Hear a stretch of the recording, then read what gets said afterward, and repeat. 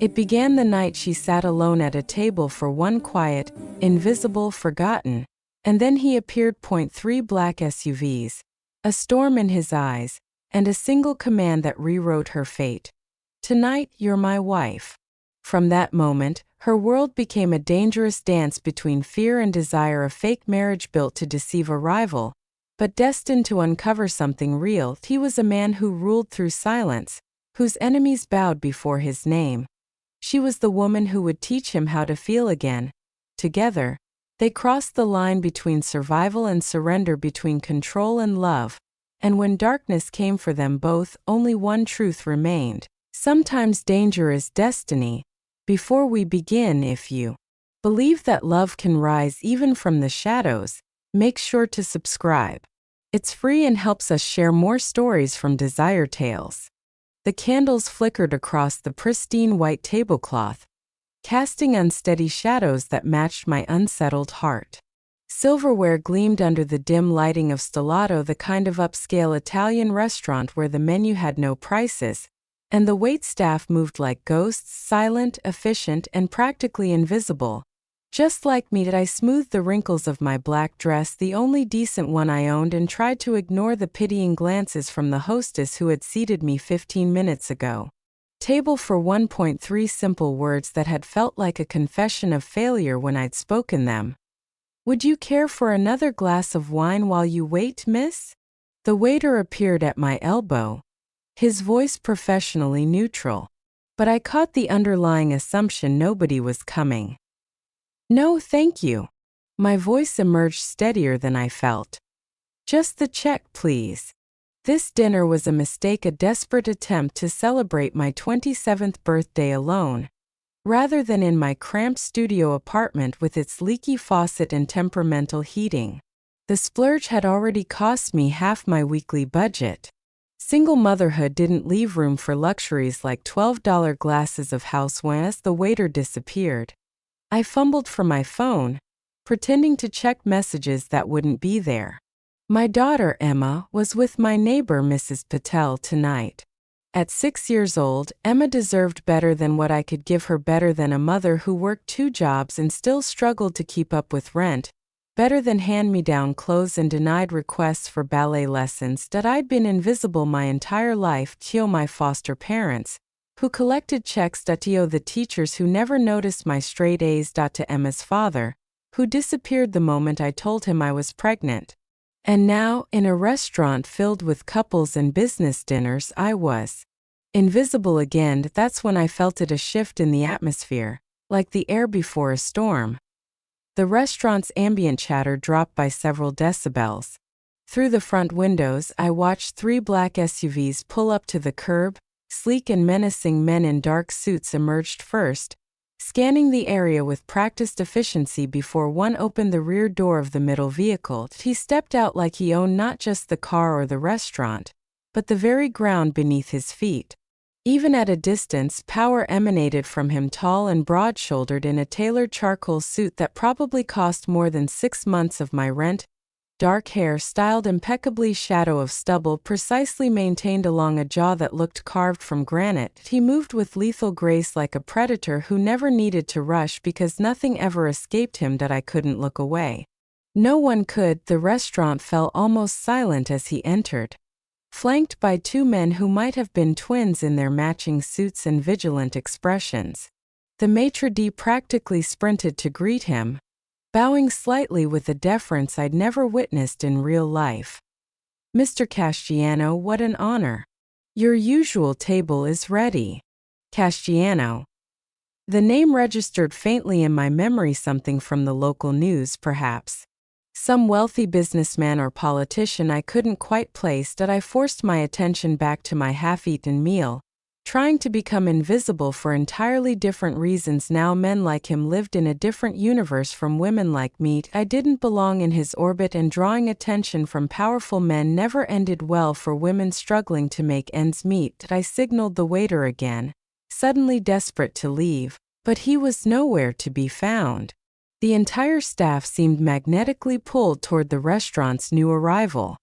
I reached for my purse to extract cash and flee, when I felt rather than saw someone approach my table. "The lady will be joining me tonight." The voice was deep, accented slightly with Italian undercurrents, and brooked absolutely no argument. I froze, my hand still in my purse, and looked up slowly. Up close, he was even more intimidating. Dark eyes the color of espresso regarded me with an intensity that made my skin prickle with awareness. There was nothing friendly in his expression, just cool assessment and something else I couldn't name that made my heart hammer against my ribs. "I'm sorry." The words came out as barely more than a whisper. The corner of his mouth lifted in something too predatory to be called a smile. "I said."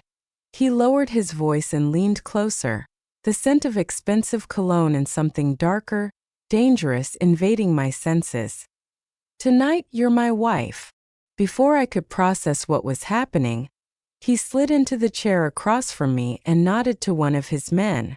Instantly, the waiter who had been ignoring me materialized at our table, looking simultaneously terrified and eager to please. "Mr. Castiano, we're honored. A bottle of the 1982 Brunello," he interrupted without looking at the waiter. His eyes remained fixed on me, dissecting, calculating. "And we'll need privacy." The waiter vanished, and the restaurant's other patrons seemed to deliberately avert their gazes, suddenly finding their meals fascinating. I clutched my napkin under the table, my knuckles turning white.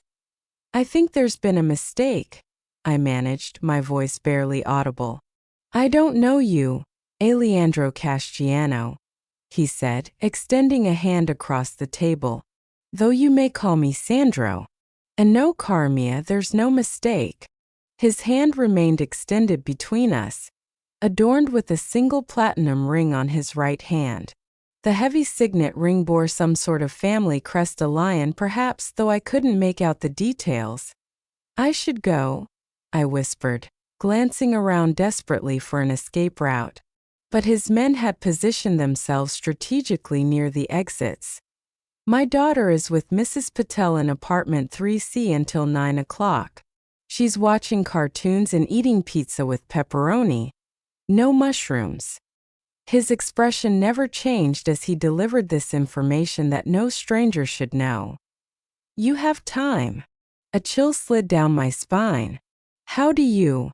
"I make it my business to know things, Cara."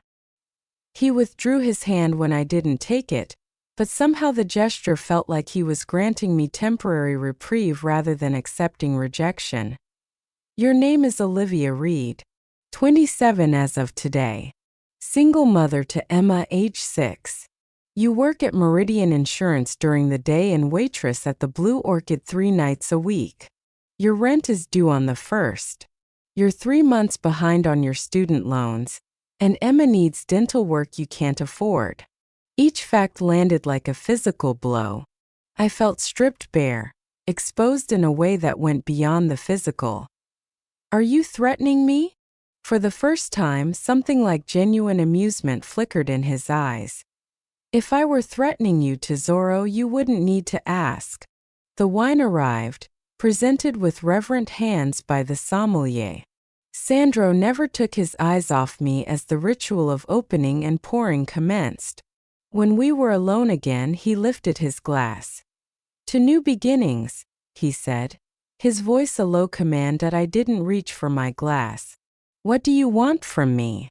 "For now, I want you to drink your wine, eat your dinner, and pretend we're celebrating our anniversary."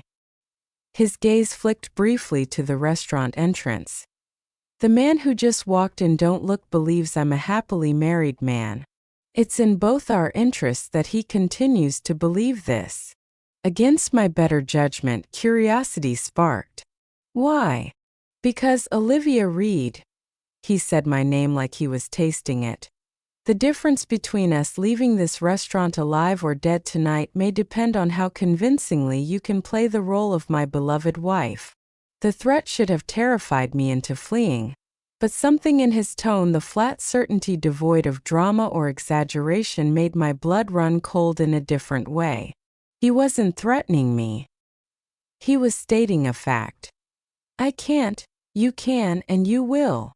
He reached across the table, capturing my hand in his. His skin was warm, his grip gentle but unbreakable. Smile at me like you love me, cara mia. Our lives depend on it. Something in his eyes, a flicker of something almost like vulnerability, made me hesitate. Then his thumb stroked across my knuckles in a gesture so intimate it sent heat racing up my arm, and I found myself smiling automatically, my body responding to his touch before my mind could catch up. There she is, he murmured, satisfaction evident in his tone. My beautiful wife. This is insane. I whispered through my smile, trying to keep my expression loving while panic clawed at my throat. I don't even know your full name.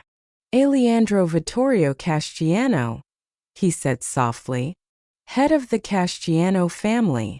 And for tonight, your husband of 3 years. The Casciano family. Suddenly, fragments of news headlines connected in my mind: suspected organized crime, racketeering allegations that never stuck, whispers of businesses that mysteriously changed hands after refusing protection. My smile faltered. You're careful, tesoro. His grip tightened infinitesimally. Some words once spoken can't be taken back. I swallowed hard. You're a businessman, I amended, the lie tasting bitter on my tongue. His smile was sharp enough to cut. Very good. A man approached our table, then expensively dressed, but with none of Sandro's refined elegance. There was something coarse about him, from his too loud laugh to his overly familiar slap on Sandro's shoulder. Casciano, holding out on me, you sly dog. The man's gaze raked over me with naked appreciation that made my skin crawl. Never mentioned a wife before. Sandro's expression remained pleasant, but something deadly flickered in his eyes. Mr. Rossi, I don't recall inviting you to my table. Come now. We're practically partners. Rossi pulled up a chair uninvited, his knee brushing mine under the table. I flinched involuntarily. Aren't you going to introduce me to the lovely signora? Before I could respond, Sandro's hand captured mine again, his thumb stroking possessively over the bare ring finger that suddenly felt conspicuously empty. My wife values her privacy, Sandro said smoothly. As do I. Can't she speak for herself? Rossi leered at me. What's your name, beautiful? I felt Sandro tense beside me, the predator ready to strike. Instinct took over, not self-preservation, but the strange urge to protect this dangerous man from whatever was about to happen. Alessandra, I said, letting my voice drop into a husky register as I leaned against Sandro's arm. But only my husband calls me that. Something dark and possessive flashed in Sandro's eyes as he glanced down at me. His arm slid around my waist, pulling me closer until I was practically in his lap. You see, Rossi, he said, never taking his eyes off me, my wife is shy with strangers. Shy? Rossi snorted. Women like that aren't shy. Sandro's movement was so swift I barely registered it. One moment we were seated normally. The next, his hand was somehow on Rossi's wrist, bending it at an angle that made the other man's face drain of color. Choose your next words with exceptional care, Sandro said, his voice soft and all the more terrifying for it. You're speaking about my wife. I should have been frightened. Instead, something molten and dangerous pooled in my stomach at the naked possession in his voice. No offense meant, Rossi choked out, sweat beading on his forehead. Beautiful woman. Lucky man. Sandro released him with a dismissive flick of his wrist. Indeed. Now if you'll excuse us, we're celebrating our anniversary. Rossi retreated, nursing his wrist and his wounded pride. When he was gone, Sandro's arm remained around me, his heat seeping through the thin fabric of my dress. You did well, he murmured against my ear, his breath sending shivers down my neck. But our evening is just beginning. I should have pulled away, should have gathered my things and run as fast and far as I could. Instead, I found myself leaning into his touch, drawn by some magnetic pull I couldn't explain. "What happens now?" I asked, my voice barely audible. His eyes darkened as they met mine. "Now we make sure Rossi believes we're exactly what we appear to be, deeply, passionately in love." His finger traced my jawline with feather-like precision. "Can you do that for me, Olivia?" The way he said my name like a prayer and a sin wrapped into one made it impossible to think clearly. Or perhaps," he continued, his gaze dropping to my lips, "you'd prefer I take you home to your daughter now. This isn't your world. You could walk away, return to your life, and forget tonight ever happened." It was the first real choice he'd offered me, and something told me it might be the last. I should have taken it, grabbed my purse and fled back to my safe, predictable struggle of a life, back to overdue bills and empty refrigerators and falling asleep alone every night. Instead, I heard myself say, "I can do it." Something like triumph flashed in his eyes. "One night as my wife," he said, his finger still tracing the line of my jaw. "Do exactly as I say, and tomorrow you'll find your financial situation improved." The implication was clear, and pride flared hot in my chest. "I'm not for sale." "No," he agreed, surprising me. "You're not. Consider it compensation for your acting skills. And I always pay my debts." His thumb brushed my lower lip in a gesture so intimate I forgot how to breathe. The intensity of his gaze made me feel like prey and predator simultaneously. "Why me?" I whispered.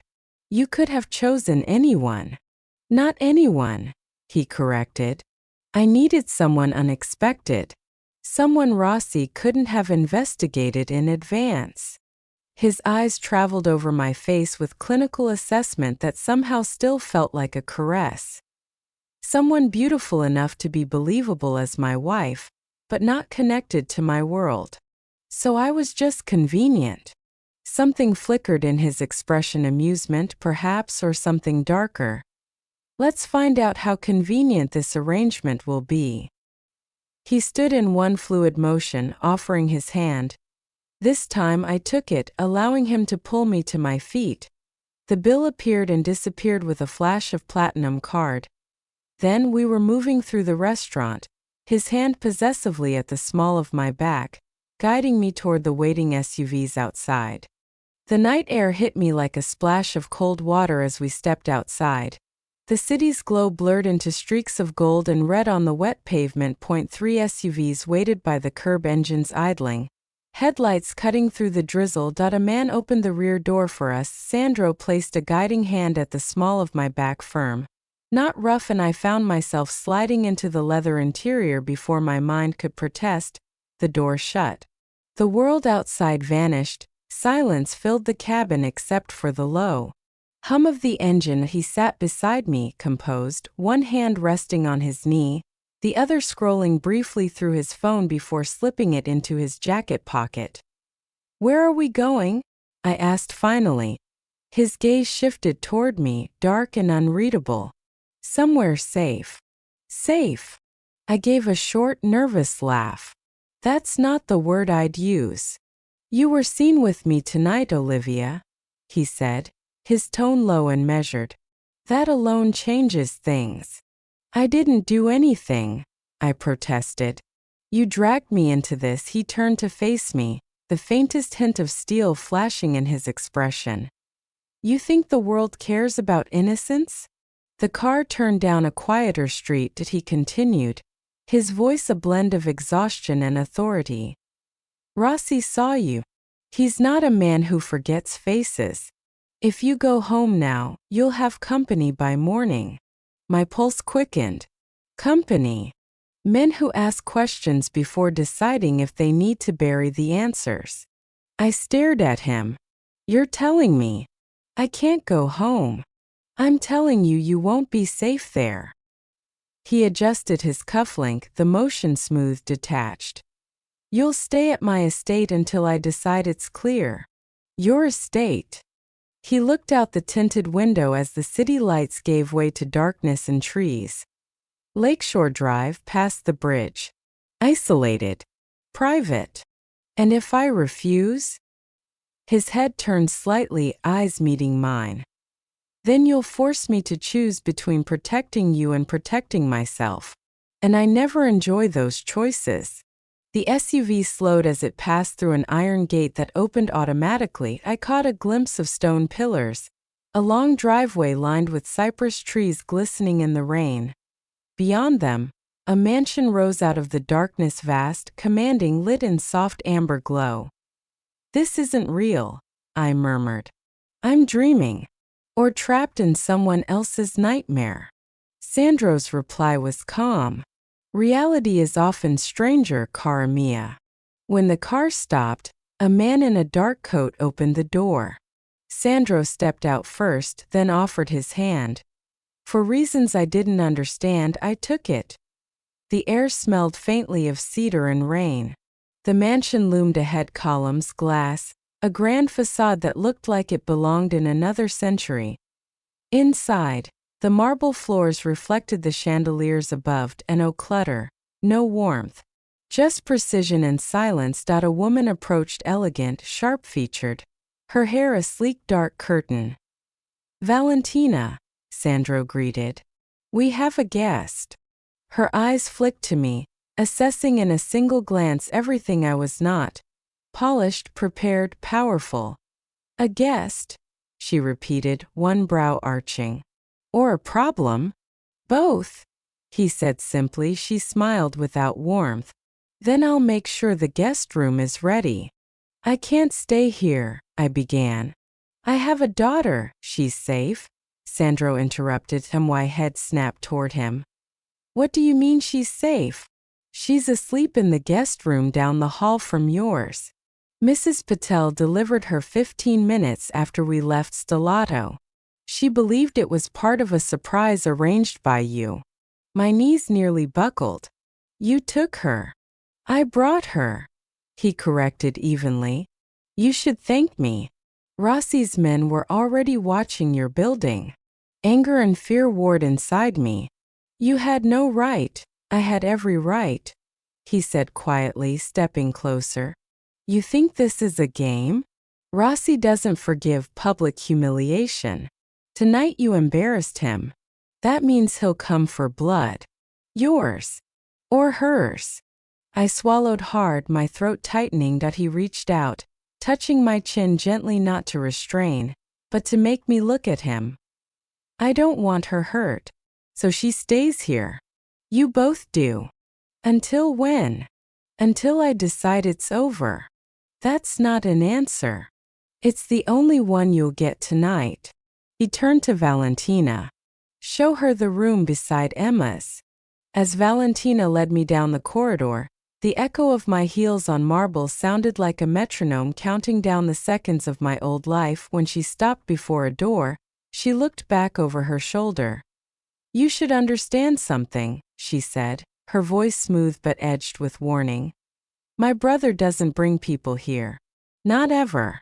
If you're under this roof, it means one of two things: he intends to protect you, or he intends to use you. Her eyes held mine for a beat longer.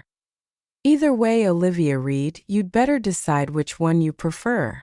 The door closed behind her with a soft click inside. The room was breathtaking: high ceilings, velvet drapes, a view of the lake shimmering under moonlight. A small shape stirred on the bed, Emma, curled up, fast asleep, clutching her stuffed rabbit.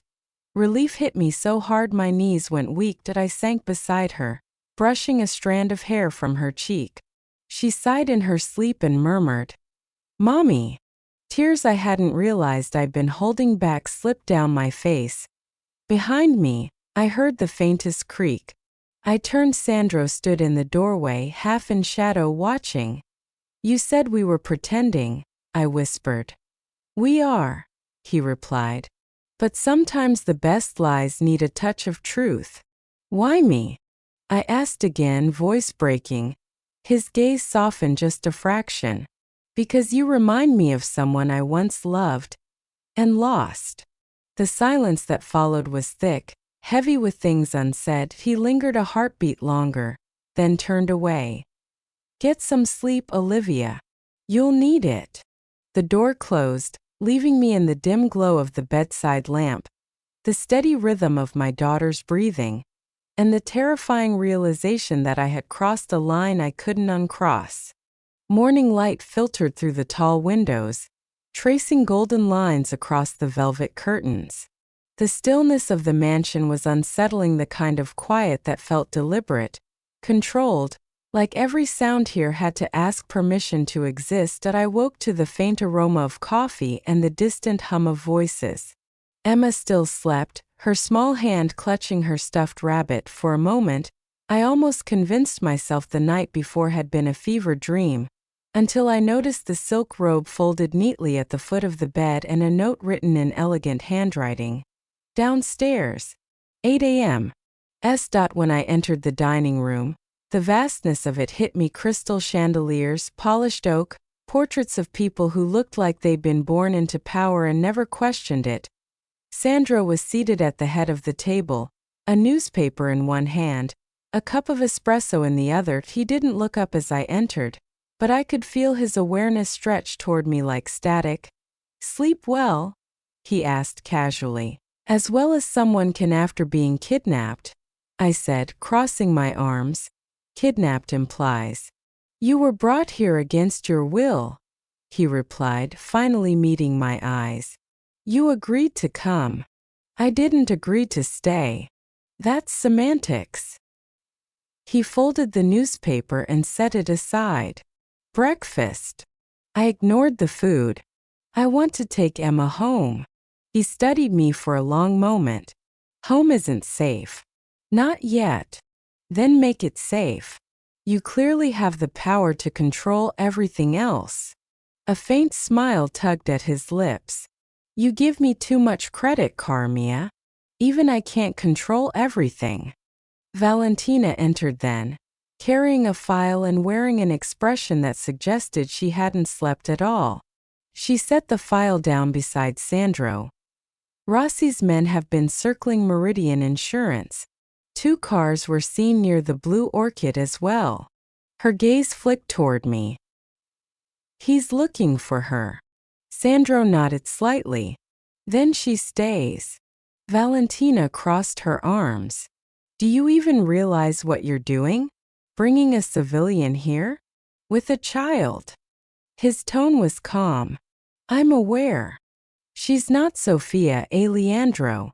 The name hit me like a slap. Who's Sophia? Valentina's lips curved in something that wasn't quite a smile. Someone you should pray you never have to compete with. Enough, Sandro said quietly, but the steel in his voice silenced even her. Valentina shook her head. You're making a mistake. She left without another word, the door closing sharply behind her. I turned back to him. Sophia. That's your wife's name, isn't it? His jaw tightened. Was. I waited, but he said nothing more. Finally, I broke the silence. You said I reminded you of someone. You meant her. He didn't deny it. She died 6 years ago. Car accident. 7 months pregnant. The matter-of-factness in his tone made my chest ache. I'm sorry, I said softly. He nodded once, like he'd long grown numb to condolences. She had your eyes. I looked away, uncertain how to respond. And now you're using me to replace her, I murmured. To play her ghost. If that's what you need to believe, he said, his voice low, then believe it. That's not an answer. He rose from his chair, and the sheer presence of him filled the room. I needed a woman Rossi wouldn't question. One who could pass as my wife without drawing suspicion. The resemblance made it efficient. Efficient. I laughed bitterly. So that's what I am to you. A convenient illusion. His eyes darkened. Don't mistake pragmatism for cruelty, Olivia. I keep you here because it keeps you alive. And what about Sophia? I asked, the words tumbling out before I could stop them. Is that why you keep her alive too? By pretending I'm her. Something flickered across his face, pain maybe, or memory gone before I could name it. He took a step closer. Be careful, Olivia. You don't know what you're asking. Then tell me. His gaze locked on mine. Sophia was the last person who trusted me. And it got her killed. The silence that followed was suffocating. He turned away, shoulders tense, jaw set. After a moment, I spoke quietly. You can't keep living like this. He didn't look back. I'm not living. I'm surviving. The admission hung in the air, fragile and raw. Finally, he exhaled. Rossi isn't just an enemy. He's a man who enjoys taking what's mine. That night at Stellato wasn't chance, it was bait. I needed him to see something he couldn't touch. And that something was me, I said. That someone, he corrected. For now. He moved toward the window, hands in his pockets, eyes lost in the lake beyond the glass. You want honesty, Olivia? You're not just here because of how you look. You're here because when I watched you sitting alone in that restaurant, I saw something I recognized. Loneliness. The kind that eats people alive. The raw truth of it left me speechless. He finally turned back, his expression softer but still unreadable. I didn't plan this. But now that you're here, I won't let Rossi use you to get to me. You talk like you own me, I said quietly. His reply was almost a whisper. No. But for now, I'm the only one who can keep you breathing. He took a step closer, stopping just shy of touching me. His voice lowered to something almost intimate. Stay close, Olivia. Stay where I can see you. Or what? I challenged. Or I won't be there when you need me. And somehow, despite every instinct screaming that I should run, I believed him. Maybe I just like control, he murmured. Maybe that's what keeps people alive in my world. And what about in mine? I whispered. His hand rose, brushing a stray strand of hair from my face. In your world, maybe you pretend control doesn't matter. But I've seen you, Olivia.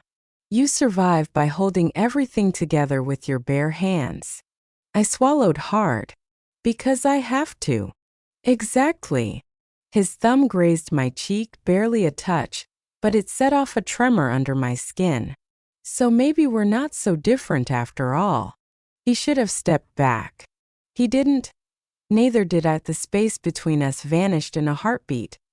The kiss wasn't planned, it was inevitable, the collision of exhaustion, fear, and the dangerous comfort of someone finally seeing you. His lips were warm, steady, not gentle but deliberate. My hands found his shirt without permission, and for one suspended moment, the world ceased to exist when he pulled back, his breath mingled with mine. Perhaps some mistakes, he murmured, are worth making. I didn't have an answer. My pulse was a drumbeat I couldn't silence. He straightened, reclaiming composure faster than I could. You should get some rest. What if I don't want to? I asked before I could stop myself. His eyes darkened. Then I would stop being a gentleman. I exhaled shakily. Do you ever get tired of pretending you still are one? He smiled, that dangerous, heartbreakingly human smile. Every day. The next morning, breakfast felt different. He was already there. Tie loosened, papers spread before him. The atmosphere between us vibrated with unspoken memory. Valentina entered, taking in the scene, eyes narrowing. So it begins, she muttered under her breath. Sandro didn't look up. Careful, sorella. You think I don't see what you're doing? Valentina snapped. You're setting yourself up to repeat the same story, different face, same tragedy. This conversation is over. She glared, then stormed out, her heels echoing down the hall. He turned back to me as though nothing had happened. I need you to stay close to Emma today. I have business in the city. What kind of business? The kind that keeps you both breathing. I don't want your money, I said suddenly. If this is about what happened, it's not, he interrupted. But it could be. I'm not for sale, Sandro. I know. He looked at me then, eyes unreadable. That's why you're still here. He stood, buttoning his jacket. I'm sending 2 men with you and Emma to the greenhouse near the west wing. She'll like the garden. And if I refuse? He smiled faintly. You won't. He started toward the door, then paused, looking back. You asked last night why I chose this life, he said quietly. The truth is, I stopped choosing a long time ago. But you still can. I frowned. What are you saying? I'm saying, Olivia, that if you want to leave, really leave, I'll make it happen. Enough money, new identity, new start. You disappear. No strings. The word stunned me. You just let me go? He hesitated. If that's what you wanted. Why? He looked at me for a long moment, then said, because keeping you would be selfish. And I'm trying for once not to be. Before I could respond, he was gone. I took Emma to the greenhouse that afternoon. She ran between rows of white roses, laughter echoing under glass and sunlight. When she turned to show me a petal caught in her hair, I saw movement outside the window, one of Sandro's guards standing watch. Scanning the horizon for the first time, I realized what safety meant in his world. It wasn't freedom. It was a cage made of loyalty and fear. And somewhere deep inside that cage, something in me had already begun to care for the man who built it. The day began with sunlight and ended in silence. Sandro left before dawn, saying only that he had business in the city. His tone was calm, but something in his eyes, that distant, guarded storm, told me it wasn't routine. He didn't say where he was going, and I didn't ask. But when Valentina appeared in the corridor hours later, her expression stripped of its usual poise, dread began to crawl through me. He's in the city, she said tightly. Business meetings, Isabel told you? Her laugh was sharp and cold. Is that what he said? I felt the chill of her words. What are you implying? That he's gone to meet Rossi. Alone. The name hit me like a physical blow. Why would he do that? Because Rossi claimed he had information about you, she answered, her tone dark with urgency. Something Sandro would want to hear privately. Information about me? I shook my head. That's impossible. There's nothing to. Valentina cut me off. Her gaze suddenly full of something I hadn't seen before, pity. Everyone has secrets, Olivia Reed. Even those who think they don't. She turned sharply toward the door. Stay inside. Keep your daughter close. Tell security if anyone approaches who isn't family. Is it Rossi? I whispered. Always, she said grimly. But this time my idiot brother went to meet him without his men. And then she was gone, leaving me with the echo of her heels and the icy knowledge that Sandro Casciano, the man who terrified half the city, was walking straight into a trap. I found Emma with Isabel in the playroom, happily building a tower of blocks shaped like Sandro's house. Mommy, look! I made Sandro's mansion. It's beautiful, sweetheart, I said, forcing a smile while my pulse thundered. Then softly to Isabel. Valentina said something's wrong. Do you know where he is? Isabel hesitated, her composure slipping. Mr. Casciano left instructions. You and Emma are to remain inside with enhanced security. Beyond that, I know nothing, but he wouldn't want you to worry. Too late, I murmured. For hours, I paced the marble floors, checking my phone, calling Valentina's number. Nothing. By dusk, the silence had become unbearable. Then Valentina's phone rang. She answered instantly, listening, and the faintest tremor crossed her face. Where? She demanded in Italian. Condition. Understood. Lock it down. No one in or out. We're on our way. She hung up and turned to me. They found him. Hospital on the north side. Private entrance. My breath caught. He's alive. For now, she said. 3 broken ribs, punctured lung, concussion. He was conscious when they found him. I'm coming with you, I said immediately. Your daughter is safe with Isabel, I cut in. I'm not asking permission. Something flickered in Valentina's eyes, surprise, then reluctant respect. Perhaps I underestimated you, Olivia Reed, she said. The car leaves in 3 minutes. Don't make me wait. The drive through the city was a blur of streetlights and sirens, my mind spinning with every possibility to the hospital's private entrance.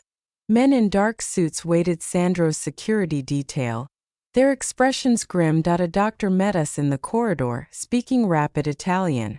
Valentina's knuckles whitened as she listened. 3 broken ribs, punctured lung, concussion, she translated flatly. He was conscious when they found him. That's something. I swallowed hard. Can I see him? Valentina's gaze sharpened. Why? What is he to you really, Olivia? This man whose world terrifies you? Whose life goes against everything you claim to value? Her words pierced straight through me. He's someone who checked under my daughter's bed for monsters, I said quietly. Someone who remembers how I take my coffee. Someone who looks at me and actually sees me. My voice broke. And he's hurt because of me. Valentina stared at me for a long beat, then nodded once. Room 312. You have 5 minutes. The private suite was dimly lit, the rhythmic beep of machines breaking the silence. Sandro lay on the bed, pale against the white sheets, one arm bandaged, bruises blooming across his face. When he heard my footsteps, his eyes opened, still sharp, still impossibly focused. Olivia, he rasped. Tears pricked my eyes. You idiot. What were you thinking going alone? A ghost of a smile curved his lips. Not the bedside manner I was hoping for, cara mia. I sank into the chair beside him. Valentina told me what happened. About Emma's father. About Jason Miller. His expression darkened. Miller works for Rossi. Has for years. Enforcement, distribution. The worst kind of man. I didn't know, I said, voice shaking. When I met him, he was just a small-time dealer. If I'd known, I know, Sandro interrupted softly. His hand reached for mine, weak but steady. Your face when you saw Rossi at the restaurant, that wasn't recognition. You had no idea. I knew that. Relief flooded through me at the simple trust in his tone. Why did you go alone? Rossi contacted me directly, he said, his voice low. Said he had information about your past. Professional courtesy, he called it. I knew it was a trap.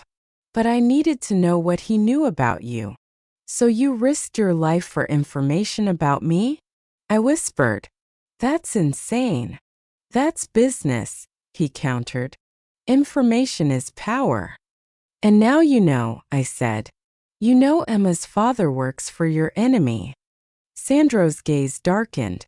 The man who contributed DNA to your daughter is a criminal of the worst kind. That doesn't make him her father. He tightened his grip on my hand. A father protects, provides, loves. He did none of those things. The truth of his words hit deep. What happens now? I asked. Rossi knows about me. About Emma. He knows how to hurt you. My weakness, Sandro murmured, his voice rough. Is that what you think you are to me? I looked at his battered body, the bruises, the tubes. The facts speak for themselves. Rossi miscalculated, he said, voice low but burning with conviction. He believes caring for someone makes you vulnerable. He doesn't understand it can also make you more dangerous. Even injured, he radiated that quiet, lethal strength. "What did they do to you?" I asked, reaching out to touch the bruise along his cheek. He caught my hand, pressing a kiss to my palm. "Nothing that won't heal." "Sandro, was Miller there?" "Yes." His voice hardened. "Rossi's right hand now." He confirmed Emma is his biological daughter. The room spun. Does he want to see her?" No, the single word carried relief and fury in equal measure. He expressed no interest beyond using her as leverage. "He'll never come near her again. You have my word." The fierce protectiveness in his voice made my heart twist. "Thank you," I whispered. He shifted slightly, wincing. "You should go home. Emma will worry." "I'm not leaving you," I said firmly. Something softened in his gaze. "Stubborn woman," he murmured, voice rough with affection. The door opened. Valentina, flanked by Sandro's men. "The doctor says you can be moved to the house by morning. I've arranged private nursing staff." Sandro nodded, already slipping back into command. "Rossi will be watching. Double the perimeter security. No one in or out without my word." "Already done," Valentina said. "And the other matter?" "Handled," he replied. "Have Paolo bring the car for Olivia. She's returning to Emma." I started to protest, but Sandro's hand squeezed mine gently. "Go to our daughter," he said quietly. The words froze me. Our daughter. It should have sounded wrong, but it didn't. Felt like a promise, like belonging. I leaned forward, pressing a trembling kiss to his forehead. "Promise me you won't do anything reckless." He smiled faintly. "Define reckless." "Sandro, I promise," he said softly. "I'll come home to you. Both of you." Valentina cleared her throat pointedly, but there was warmth in her eyes now. I stood reluctantly, my hand slipping from his at the last moment. "Be safe," I whispered. "Always," he said, eyes following me until the door closed behind. The drive back to the mansion blurred in a haze of headlights. When I arrived, Isabel greeted me at the door, her calm professionalism slightly frayed. "Emma's still sleeping," she said. "I've been checking on her every half hour as instructed. And Miss Valentina called ahead. Medical staff are preparing the East Wing for Mr. Castiano's return. You'll notice more guards on the grounds." "Thank you," I said softly. "I just need to see my daughter." Emma was asleep, clutching her unicorn plush, her face peaceful in the glow of the nightlight. I brushed her hair from her forehead and whispered, "You're safe, baby. You're safe." But even as I said it, I wasn't sure if I was comforting her or myself. Outside the window, armed men patrolled beneath the moonlight, and I realized the truth. The trap wasn't just Rossi's, it was fate's, the one that bound me, my daughter, and the wounded man who had just risked his life for both of us. The rain returned the night Sandro came home. By the time the convoy of black cars reached the Castiano estate, the sky was split by lightning. I stood at the window, watching headlights cut through the darkness. When the doors opened, Valentina stepped out first, then Sandro, walking slowly, still pale but upright. The moment he looked up, our eyes met through the glass. I ran to meet him. He was bandaged, limping slightly, but the same quiet command clung to him like armor. "You should be in bed," I said, breathless, voice trembling between anger and relief. He smiled faintly. "I told you I'd come home. You almost didn't." "Almost," he agreed, brushing a raindrop from my cheek with his thumb. "But I'm a man of my word." Behind him, Valentina gave a small nod to the guards. "Perimeter secured. Rossi's networks are folding fast. Our people are picking them off one by one." Sandro's jaw tightened. "Not fast enough. Rossi won't stop until he's forced to," Valentina warned. "And Miller, I'll handle Miller myself," he said sharply. "He's the one who fed Rossi your name, Olivia." He's the reason they knew where to look. The world tilted. Jason. My voice cracked. He told them about me? He sold information to Rossi months ago, Sandro said quietly. Debt, greed, I don't care which. He put you and Emma in their crosshairs. Anger surged through me, sharper than fear. Then let me talk to him. He owes me more than silence. Sandro's gaze hardened. You'll get your chance. Tomorrow. The next afternoon, Valentina led me through the private garage, a silent, metallic labyrinth at the far end. A steel door opened to a room that smelled of oil and gunpowder. Jason Miller sat in a chair, his wrists bound, a bruise blooming across his jaw. He looked smaller than I remembered, a shadow of the man I'd once thought I loved. Olivia, he croaked, eyes darting toward Sandro. What are you doing here? You shouldn't be. I shouldn't be alive, you mean? I snapped. Because of you? I didn't know he'd go after you, Jason said quickly. It was business. You sold information about me and my daughter to a man who kills people for sport, I said, voice trembling. That's not business. That's betrayal. He looked at me then, guilt flickering beneath the fear. I made a mistake. Sandro stepped closer, his presence filling the room like a storm. Mistakes have prices. You've been given a choice, Miller. You sign these papers relinquishing any parental claim to Emma, and you walk out of here alive. Jason's eyes widened. You can't just— I can, Sandro interrupted, his tone deadly calm. And I will. Or we do this another way. Jason looked from Sandro to me, voice breaking. He's using you. Don't you see that? No, I said. He's protecting me, something you never did. Tears welled in Jason's eyes. I loved you once. You loved what you could take from me. I whispered. Silence fell. Then Sandro set the papers on the table and placed a pen beside them. Your signature, he said. Or your life. Jason hesitated for a long, trembling moment, then bent forward and signed. When the pen clattered against the metal table, Sandro nodded to Valentina. Let him go. Jason looked up in shock. That's it? You're letting me walk? Sandro's expression was unreadable. You're already a dead man. Whether it's Rossi's men or your own guilt, it'll find you soon enough. Jason swallowed hard and left without another word. When the door closed, I exhaled shakily. You didn't have to let him live. Yes, Sandro said quietly. I did. Killing him would make me what Rossi thinks I am. He turned to me, eyes dark but soft. And I'm trying, Olivia, for once to be better than that. Later that night, the storm broke again and I found Sandro in the study, staring out at the rain-slicked courtyard. The firelight caught the edges of his scars, fresh reminders of the war he fought in silence. Rossi won't stop, I said softly. He won't have the chance. His voice was quiet, final.